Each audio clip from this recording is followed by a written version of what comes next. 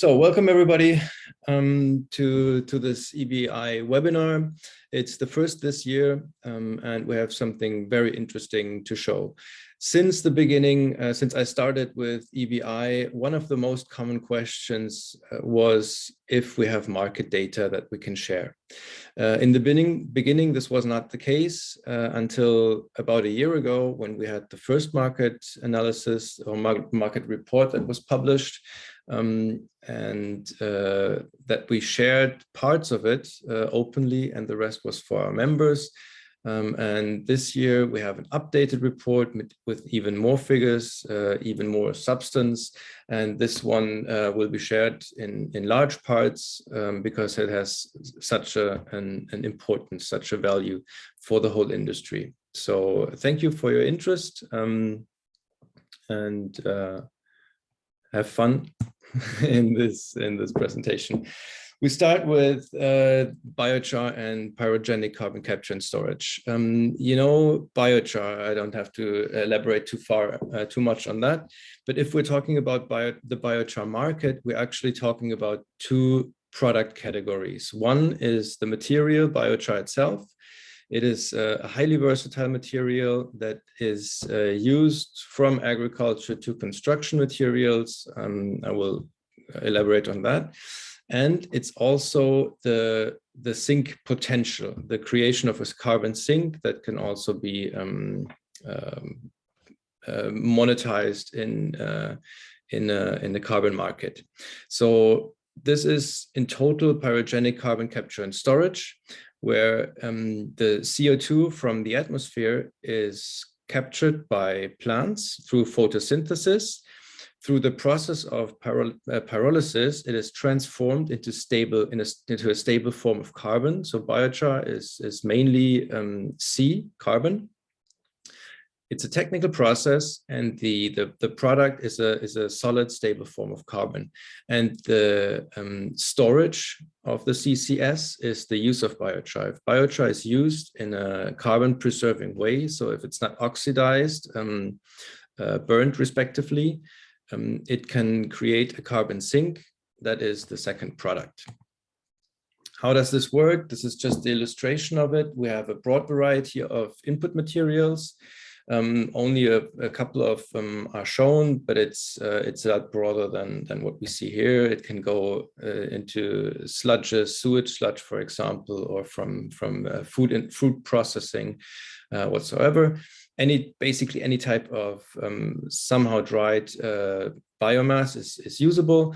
Then this biomass is treated in a pyrolysis plant, which is an exothermal process. So energy is emitted that can be transformed into either heat, process heat for district heating, or electricity. And as another product, we have the char, the solid carbon, which is creating negative emissions. Negative emissions, as I said before, in the case that this char is not oxidized. So what are use cases? The classical use case is agriculture. We have this image in the middle here from our white paper. You can read it up. There are many areas in agriculture where biochar can play a beneficial part, but there are newer applications. We came from agriculture, and the first production facilities, they have been created and installed for biochar because there was such a demand for agricultural use. But now many more applications have been developed, and one of the most interesting ones is the urban environment, especially for stormwater treatment and the well-being of plants and trees. This is also something that you can look up, urban applications, for example, the Stockholm model of tree planting. So there you can manage water, heavy rainfalls, and at the same time, you can also nourish the plants, especially with water that's highly necessary in dry periods. Another field of use is construction materials. And here you see two examples. One is a project that we've realized just end of last year. It's the first climate positive concrete. You can also find this on our website. And the second one here is a wall, a facade cladding from a member of ours made of air. We're doing this wall elements. There it was for Audi.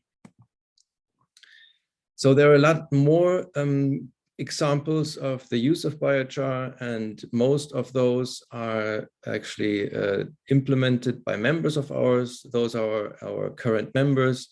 I would say that basically most of the relevant actors in the biochar industry in Europe are part of the EBI. So what are we doing? We have 4 fields of intervention, work packages. One is policy, of course, a highly important one. Market intelligence, as Hans-Jörg started to mention it, also very important. Communication, we have to talk about biochar, and we have to set sound industry standards. So those are the 4 fields we're working on. And today we are, the subject of this webinar and this report is market intelligence. And from here, I would like to, to pass on to Hans-Jörg.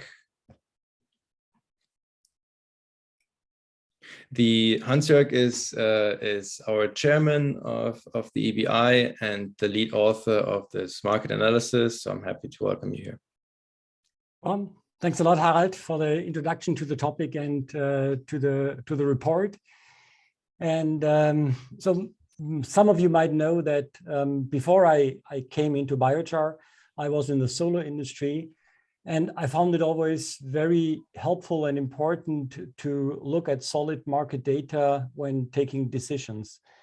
Since that data was not available in the biochar market, we decided to start our own activity and to gather this market data. So as Harald said, for the second time this year, we'll present the European Biochar report. And let me just jump straight into the presentation. And going to the agenda, I'll start by introducing to the motivation, the scope, and the methodology.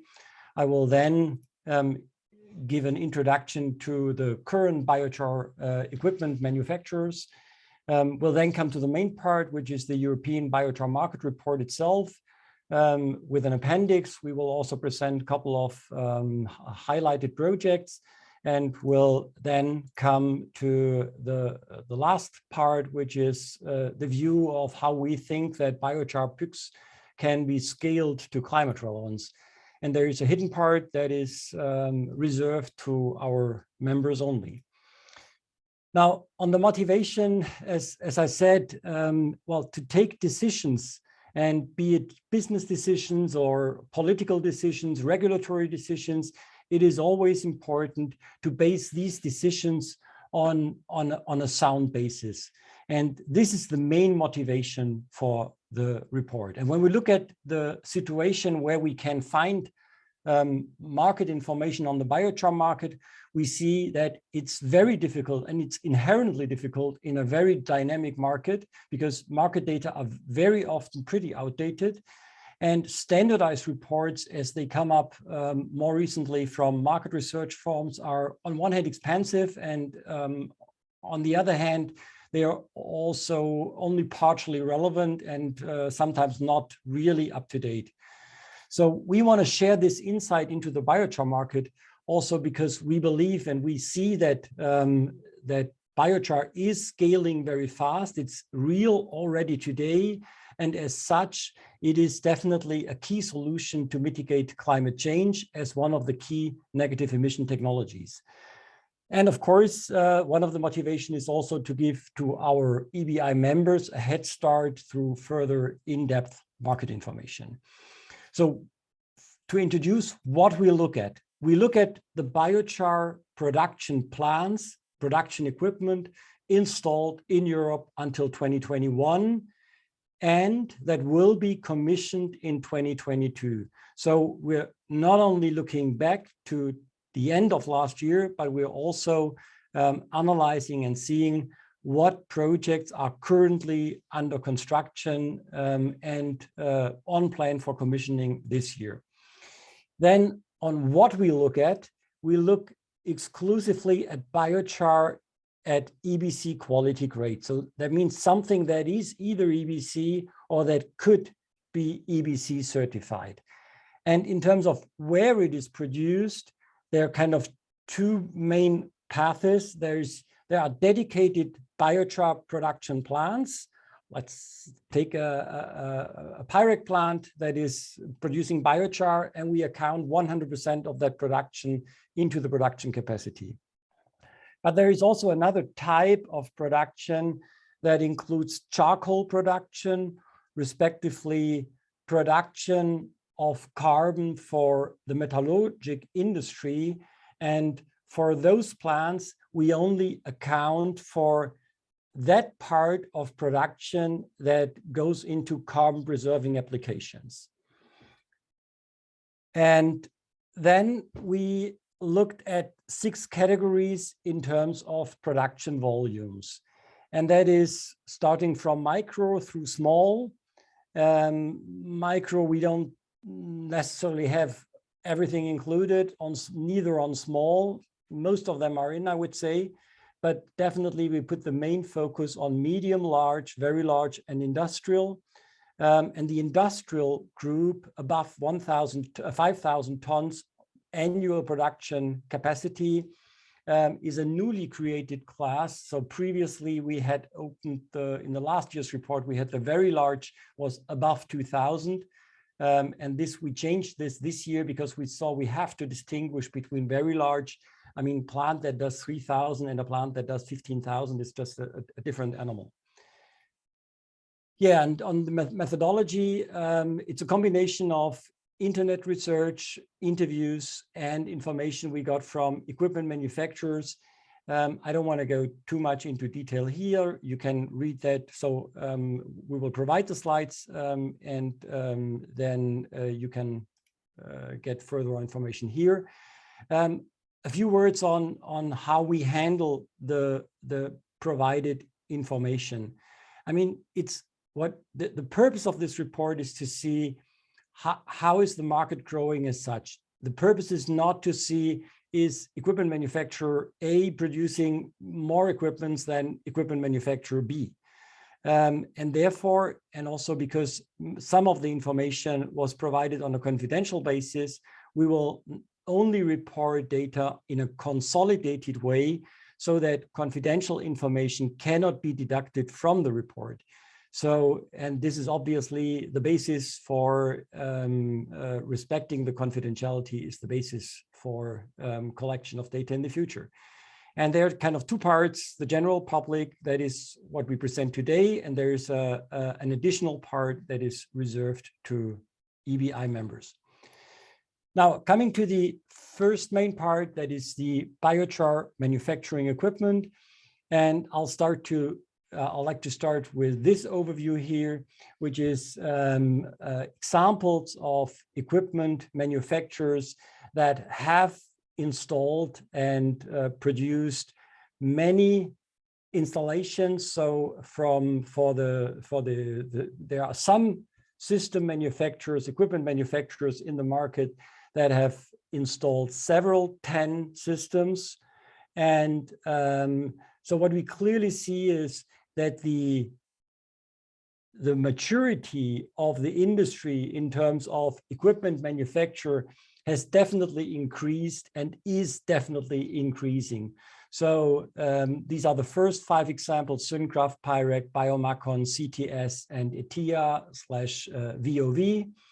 And but going on, then we have other examples with kind of typically larger systems. Carbonex, which is a charcoal producer that managed to bring his biochar or the charcoal to EBC quality. And then we have Carbonex that is operating a plant since many, many years with quite substantial production volume. And now we see more and more equipment manufacturers joining the space, and the space has been really seeing a lot of dynamics in terms of system manufacturers. I spoke basically to all of the equipment manufacturers, and I've seen quite a number of pilots that has been installed, and plants that are currently under construction or even are already installed. So very exciting field of activity, and clearly maturing a lot as compared to 2-3 years ago. Other equipment manufacturers have kind of specialized in the field of sewage sludge, not necessarily remaining there, but as I just said, it's very dynamic market field, and pretty solid number of serious industrial players that have established technology development, being able to produce EBC biochar at or EBC qualified biochar. Now coming to the main part, the presentation of the numbers, the installation that have been realized until last year and that are currently in under construction for this year. And I'd like to start here with the number of biochar plants that have been installed in Europe. So what you can see here in the red frame is that we've identified 25 biochar production plants that have been installed in 2021. For those of you who had seen the presentation of last year, you might remember that our projection was that we will see 32 projects for 21 completion. So we analyzed that in detail, why it's 25 and not 32. We saw that 12 of the projects, of the 32 projects, showed some delay. Some of them were COVID, some of them were permitting, some of them were material shortage related, the delays. But we had 5 projects that were not on our radar screen that that were completed actually in 2021. This is how how the 25 installations account for.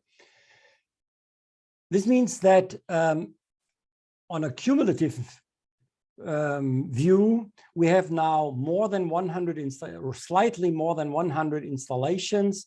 Almost 80 of them are at a production capacity of more than 200 tons per year. Let me highlight a bit on 2022. So obviously this is a projection, and we are currently aware of 44 projects that are under construction or under contract for 2022 commissioning. How many of them will actually be commissioned? Well, I think it will be close to that number. There might be happening the same as last year, that a few projects that are scheduled to be commissioned this year, that they slip into 2023.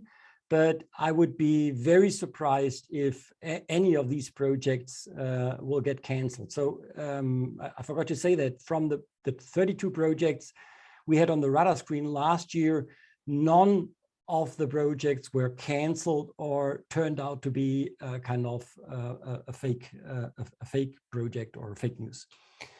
On top of the 44 projects, there are many further projects in the pipeline, some of them really in an advanced planning stage or even within the permitting process.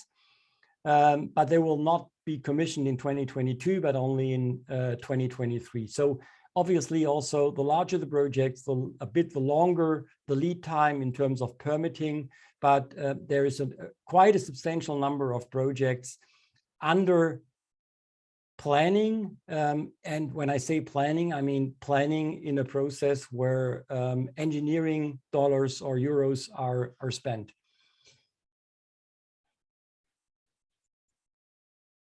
Yeah, and we will see the same thing probably end of 2022 or beginning 2023, that there will be certainly a few projects that are not on our radar screen, and I hope so.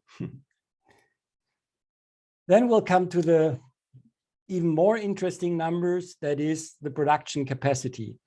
So the previous one was on number of installations. The number you see here is cumulative installed production capacity in tons of biochar dry mass.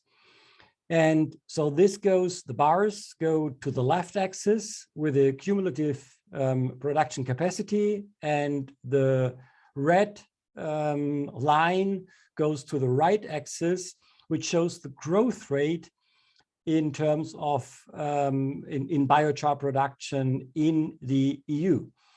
And what you can see is that clearly we see a very, very strong growth rate, and it's high, and it's even accelerating the growth rate. End of 2020 or 2022, end of 2022, the cumulative installed capacity showed a growth rate of 71% as compared to the previous year.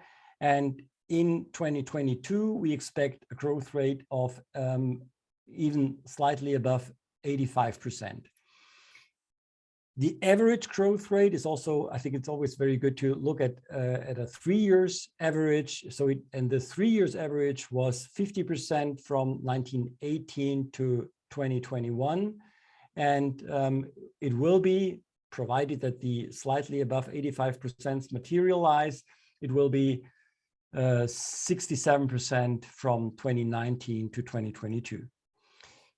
Now, looking at what does this actually mean in terms of production, actual and real production, because a plant that's getting commissioned in December will obviously not produce a lot of biochar in this year.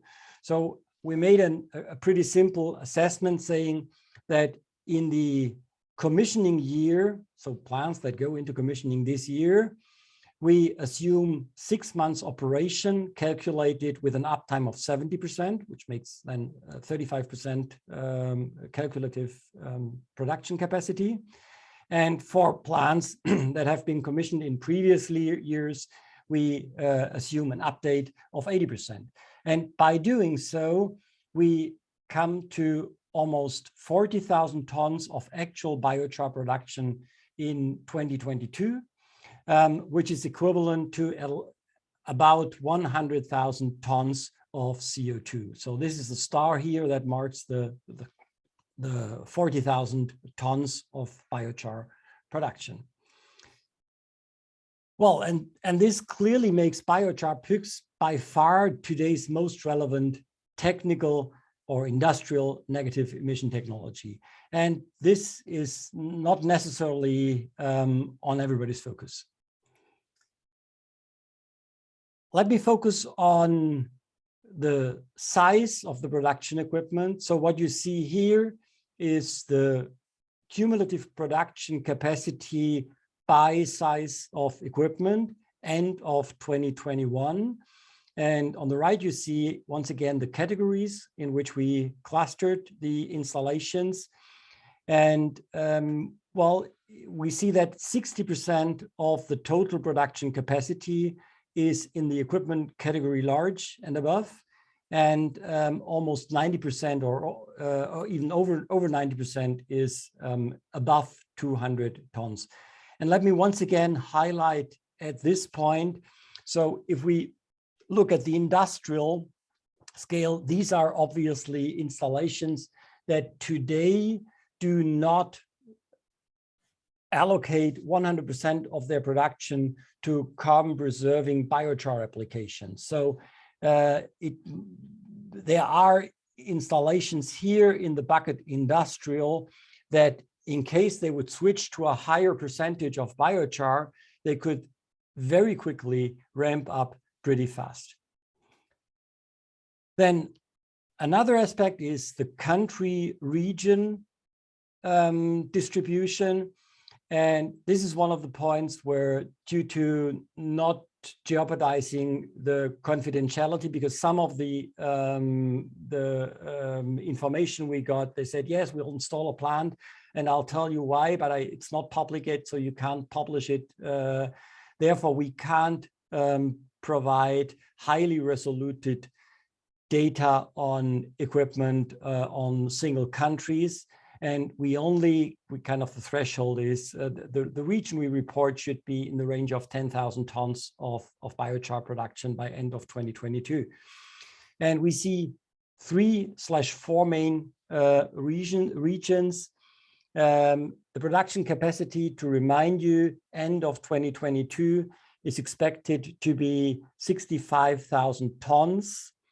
And that's focusing on 3 main regions: Germany, Austria, Switzerland, and Scandinavia. And this together will represent 75% of the production capacity end of 2022. And Scandinavia, this can be said, is strongly dominated by Sweden, but not only. So to be very clear, it's really Scandinavia that is stepping up to be a main region. But we see a lot of regions, obviously, that that have not yet gathered their potential.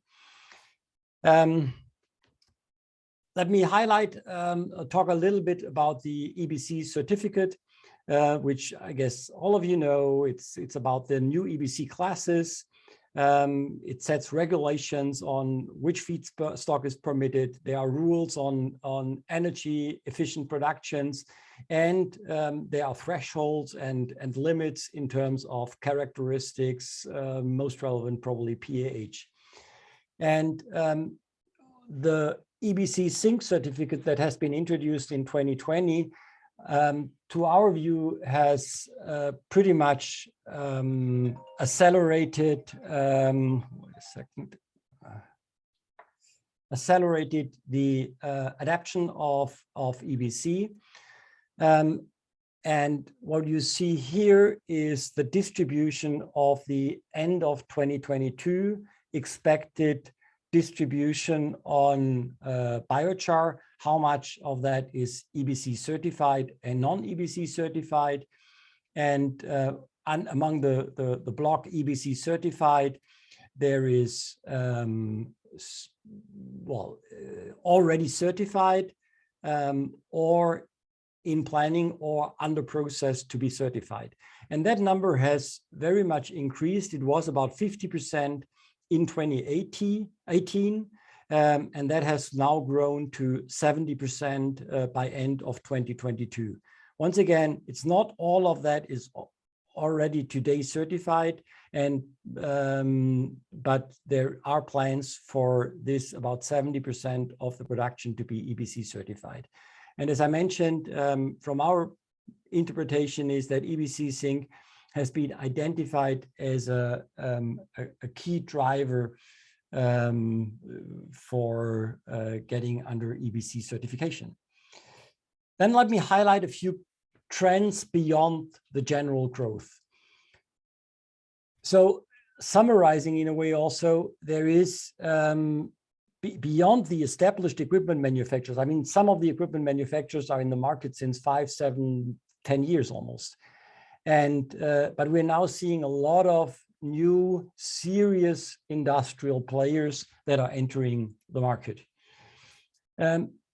We would say that there are today at least 7 companies that have been operating commercial plants for several years, and most of them have installed several 10 systems.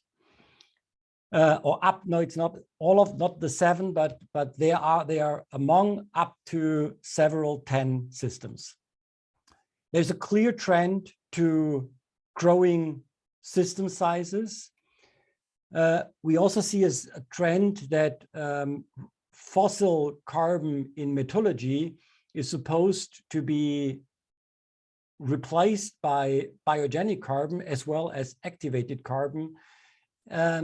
and these are no negative emissions, of course, but this kind of also, well, pushes the market for the equipment manufacturers, and yeah, it brings quite an interesting dynamics into the industry.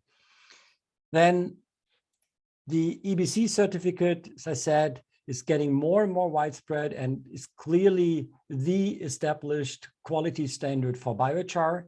And as I mentioned, EBC Sync provides quite some dynamics because it enables the valorization of the climate service.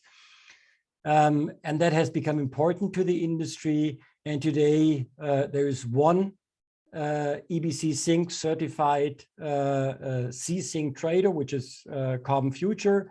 But we hear that are more traders that are in the process for accreditation. So coming to the summary of that first part of the market report, there's a strong market growth that has even been accelerated compared to previous years.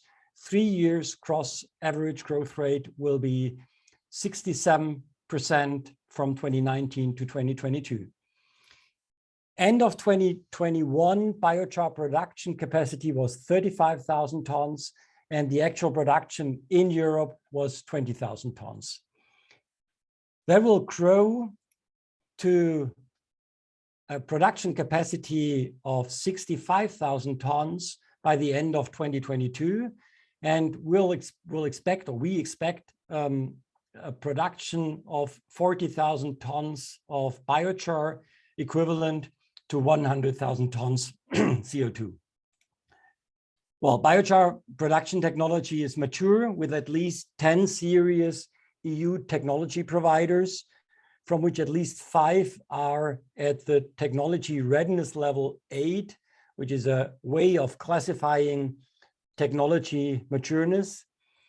EBC Sync is a mature and trusted methodology for CO2 accounting and certification.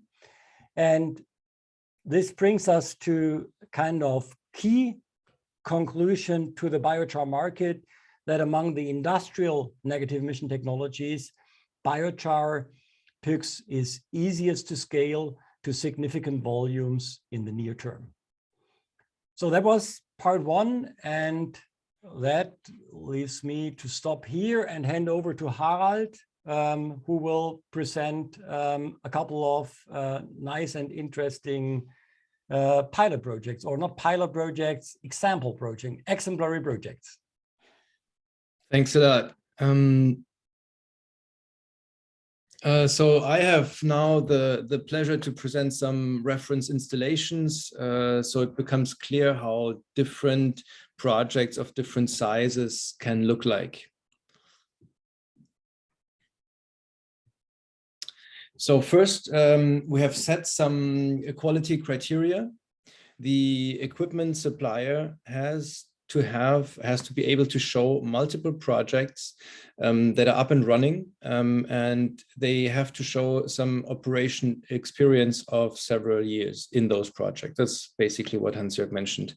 And they have to be able to produce EBC certified biochar. And the reference project itself has to be operational or in commissioning, and it has to use the energy in a sustainable way. So there's always, as we have seen before, energy that is produced, and in those projects that we have listed, that we have taken into the market report, the energy concept has to be shown. And we are showing now some medium, large, very large, and industrial projects. First, we start with a medium-sized one. It's a Biomacon facility in Groß-Gerau in Germany. The commissioning was 2020. Using as a feedstock, they have municipal green waste, and they are feeding into the district heating network 400 kilowatts of thermal energy. And next to this, there's a biochar production of 360 tons per year. The next level is a large project. This is a very interesting one that has been a Pyroc plant that has been commissioned installed for the district heating network also of Basel. It's from EWB, the energy provider of Basel, of the city in Switzerland. It is a large Pyroc plant. Commissioning was early last year, and they're also using municipal green waste, and they're feeding up to 750 kilowatt thermal energy into the district heating network. And the biochar production is 700 tons of biochar, corresponding to at least 1,500 tons of CO2 equivalents. They also have a nice concept of the biochar use, to use it in the city, and to give it to people, or to sell it again to people living there for gardening, etc. Another large scale reference project is a project in Darmstadt. They have a CTS with CTS 22 carbonization units of Carbon Technik Schuster. Commissioning is just in process. It's not producing yet, but it will be soon. They're also using municipal green waste, and they are feeding up to 400,000 kilowatt hours per year into the electrical grid. So it's electrical energy. And the biochar production is up to 800 tons per year, so slightly over the last project. Now, very large project is implemented by Circular Carbon. They have ETIA VOW technology, a Spirajoule carbonization unit. The commissioning was end of last year. They're feeding it cocoa shells from Barry Callebaut, a large cocoa importer and refiner. And they're using the energy that's created in the process to create steam for the industry as process heat for the industrial process of Barry Callebaut, again in Hamburg. The total biochar production is up to 3,000 tons per year. Very interesting feedstock. And another project is Bioenergie Frauenfeld. It's another project in Switzerland. This is equipped by Synkraft. They have 4 double units installed. They're just building it, and they're advancing very quickly. It's very nice to look at this project and see how they develop. They're using forest residues, so wood-based material and wood chips. And they have 45 gigawatt hours of renewable heat that is produced.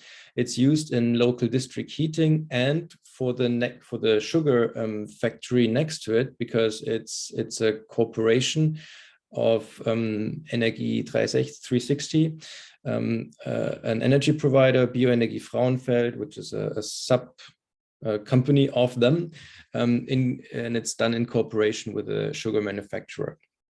So they can use this process heat, and also they produce 30 gigawatt hours of electrical energy, which equivalents the consumption of about 8,000 households.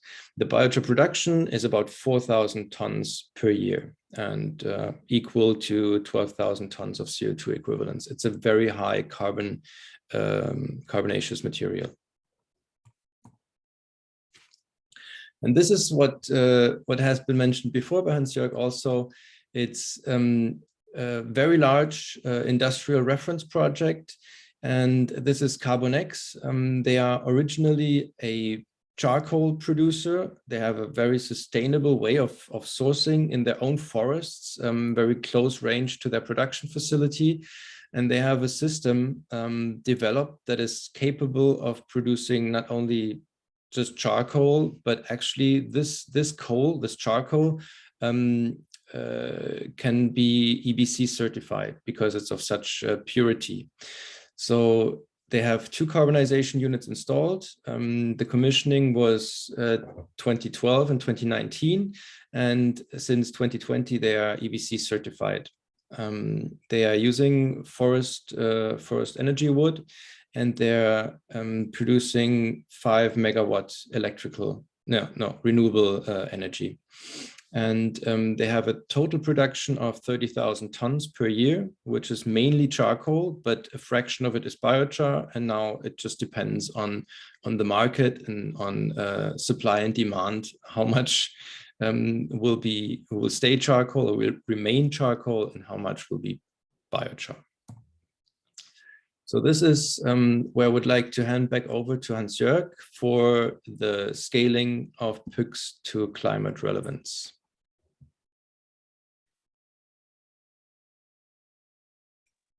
Perfect, Harald. So moving over to the scaling. So now what we saw up until now was basically the past, respectively the actual situation 2022 in the market. And we will for sure complete this project library, which was just presented by Harald over the next years.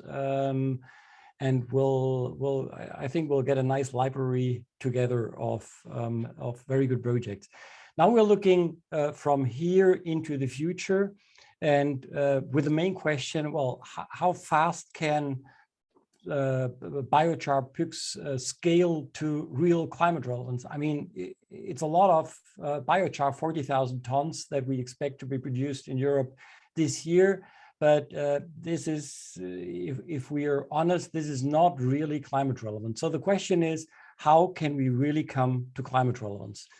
So starting to dig into the topic here by looking at what we perceive at the 6 most relevant negative emission technologies for the next, up until the end of the century. And they are, and we're focusing now on the 4 technologies that are capable of producing real permanent sinks. And among these biochar, or generally in the negative emission portfolio, biochar PYX really plays a vital role in the portfolio. But what we really want to highlight, it's not biochar or one technology against the other. It is much more about synergies, and not only building jointly a portfolio that a technology is used where it's best suited, but there are also really very interesting synergies between the different negative emission technologies. And one is clearly that afforestation and biochar has the synergy of, improvement in soil makes afforestation easier, and that afforestation creates biomass. And I don't want to focus too much on the others, but they are clearly beyond the pure portfolio thinking. There are clearly synergies between the technologies, and we need, it's unfortunate, but we need them all to prevent a major climate crisis. Now, you will see a couple of slides or graphs, which I first want to explain again. This time on the left axis, it's not anymore tons of biochar, but it's million tons of CO2 captured in biochar in Europe. And on the right side, on the right axis, once again, the growth rate, and this time with some extrapolation. So you can see here the filled triangles. They are, these are true, real historic data. And the 2022 growth rate of 85+% is kind of most certain that we will achieve this. And from here, I made the assumption that continuing for 4 more years with an 80% growth rate will bring PYX to 1 megaton by 2026 in Europe alone, which is, I think, not very bad. So here again, you see the 100,000 tons in 2022. These are the close to 100,000 tons, conservatively calculated with 2.4 tons of CO2 by 1 ton of biochar. That means including losses in soil, which are not applicable for concrete, for example. So it's a rather conservative assumption. These are the 100,000 tons, which is the basis here. And that is, I mean, that is the beauty or the horror of exponential growth. And I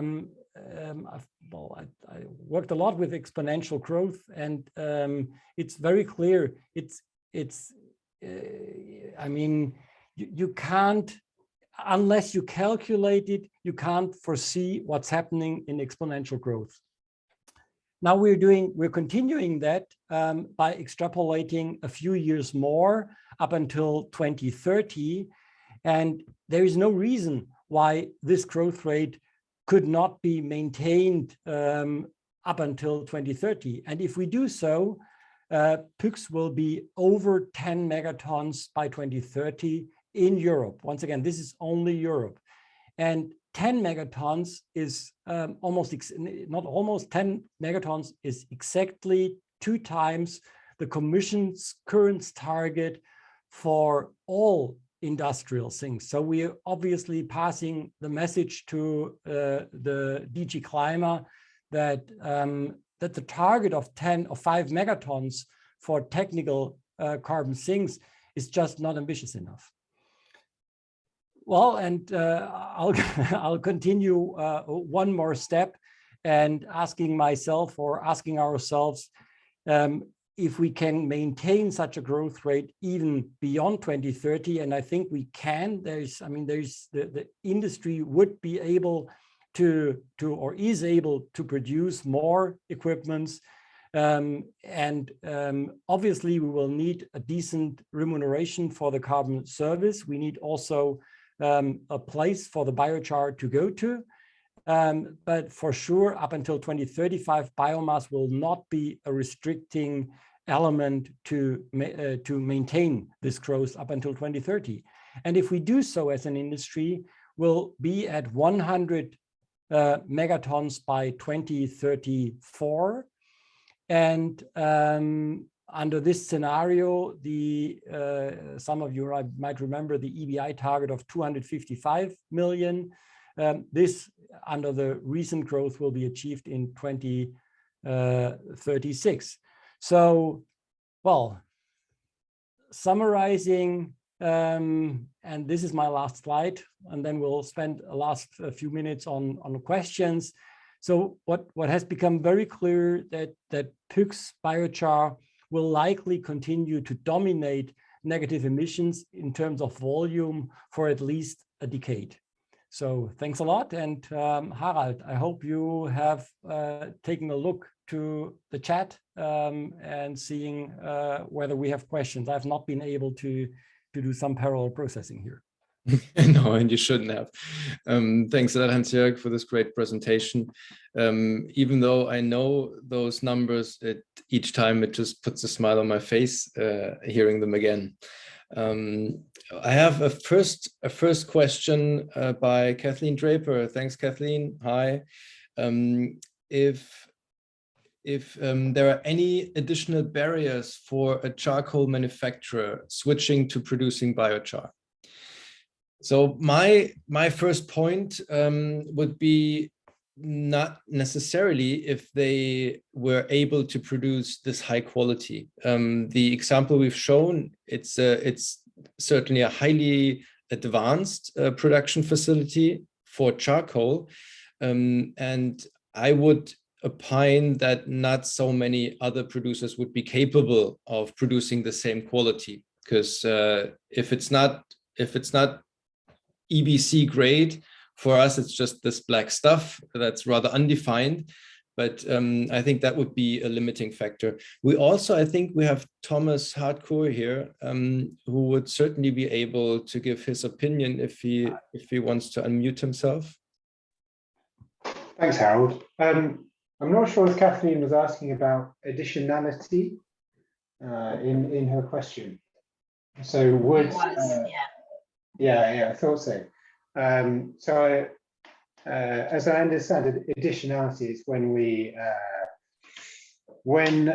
Would the conversion of a charcoal producing plant to a biochar producing plant have taken place without carbon offsets? Is that another way of putting the question? Yes. Yeah. Okay. I think it would be. Yeah, because I think probably I'm not the only one that has this opinion that biochar is a very technical product with some very unique characteristics. So, and we've definitely had feedback from customers who are looking for specific characteristics, and the carbon credits is a way of reducing the purchasing price. It's in fact rarely the primary driver of sale. I hope that answers your question. Okay, let me take another question and ask Gerald to ask his question, because he put it on the list. So Gerald, ask your question yourself before we read it out for you. Thank you very much. My question is, do we have enough feedstock for producing all this biochar in Europe? Yeah, I mean, very, very good question, very important question. And we've looked into it, and what is becoming clear that up until 100 million tons, I don't think it's a real problem. And what we have to really look at is we need to look at synergies. We need to look at feedstocks that are currently not used or that are not properly used. And if we include those feedstocks, for sure there is enough biomass to go for 100 million tons of biochar. And that these kind of feedstocks include crop residues, which have been proven to be more efficiently used in biochar production.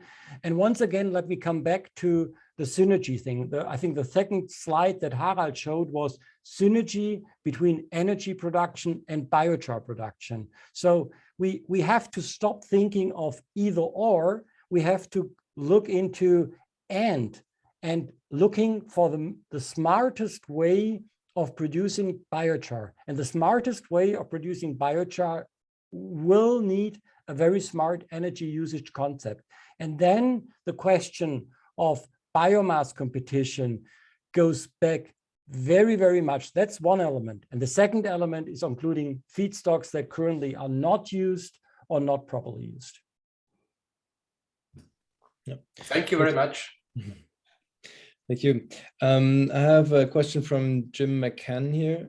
Is there any aspect of biochar production of the process that limits production capacity, or has production capacity been limited historically by the relatively small market?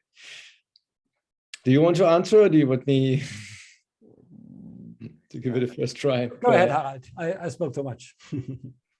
Okay, so I think it's both. The production capacity, of course, limits certain applications.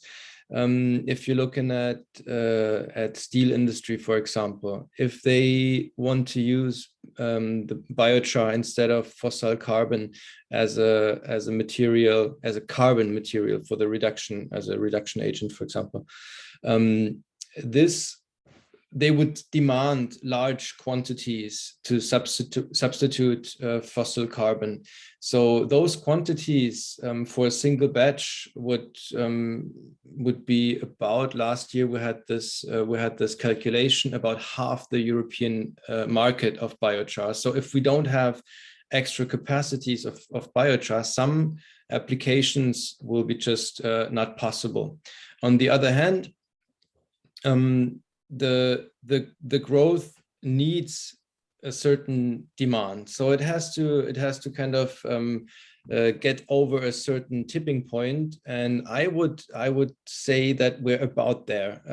We are at the stage where we also can have not only the small installations that produce, for example, 300 tons of biochar per year, but also large industrial ones, and there we have a surplus that will find a demand. I hope that answered the question. So it's not possible to grow from 5,000 tons to 100,000. like this. It needs several years, and it's always a question of supply and demand, which enforce each other. I would say we open the floor to 2 more questions, because then we're basically through the list, and I'd like to ask Felix to ask his questions if you want. Otherwise, we'll read it out. But if you want to ask your question loud. Yeah, for sure. Hope you guys can hear me fine. My question is around the competition for biomass that is going on. So pretty much relating to what was said earlier, if there is enough feedstock for all the biochar that needs to be produced, we also need to make sure that it's economically viable for the feedstock to be used in biochar. So I'd like to hear your thoughts on how the economic mechanisms around that work, or how you picture them to work.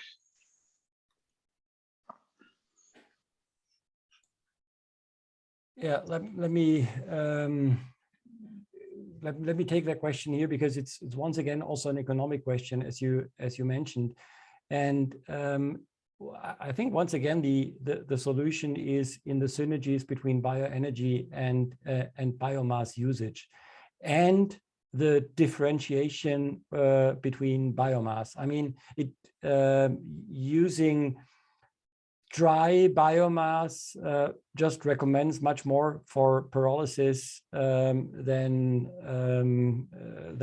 wet biomass, and therefore I think it's not, once again, it's not an either or, but it's also a coexistence of different technologies. I mean, the German way of having many biogas plants that use Navarro planted plants, this is not necessarily the path we want to go with biochar. So we're not seeking for planting huge